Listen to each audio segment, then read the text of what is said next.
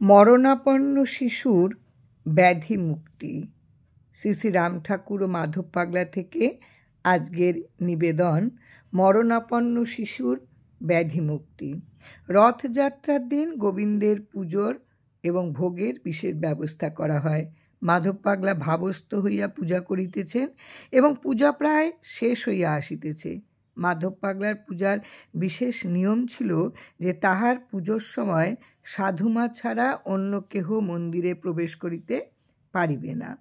উপরোক্ত পুজোর দিন এক মারোয়ারি মহিলা গোবিন্দের জন্য কিছু ফল মিষ্টি হাতে লইয়া মন্দিরে প্রবেশ করল এবং বিশেষ কাকুতি মিনতি করিয়া মাধব পাগলাকে বলিতে লাগিল, বাবা, আমার বাচ্চাটি বোধহয় আর বাঁচবে না। আজ 3 মাস যাবৎ অসুখে ভুগছে। ডাক্তার কবিরাজ দ্বারা অনেক চিকিৎসা করানো হইয়াছে, কিন্তু কোনো ফল হয় নাই। আমি সাধুমাকে বলায় তিনি বলিলেন, মাধব পাগলা দয়া করলে তোমার বাচ্চা বাঁচবে, তুমি দয়া করো। এই বলিয়া কাঁদিতে লাগিল। মাধব পাগলা বিমূঢ় হইয়া ভাবিতে লাগিল, আমি এ বিষয়ে কি করিতে পারি? একমাত্র আমার মাধব দয়া করলে ইহা সম্ভব, তবে তাকে বলা যাইতে পারে। তিনি স্ত্রীলোকটির আকুলি বিকুলি দেখিয়া অত্যন্ত কাতর হইয়া গোবিন্দজির টাকার দিকে তাই চাহিয়া বলিলেন, মাধব, কি হবে বলো?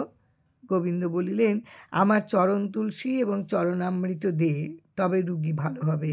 মাধব পাগলা গোবিন্দের কথা অনুসারে চরণ তুলসী ও চরণামৃত দিয়া বলিলেন, যাও, তোমার বাচ্চাকে এই চরণ তুলসী ও চরণামৃত খাইয়ে দাও, বাচ্চা ভালো হয়ে যাবে।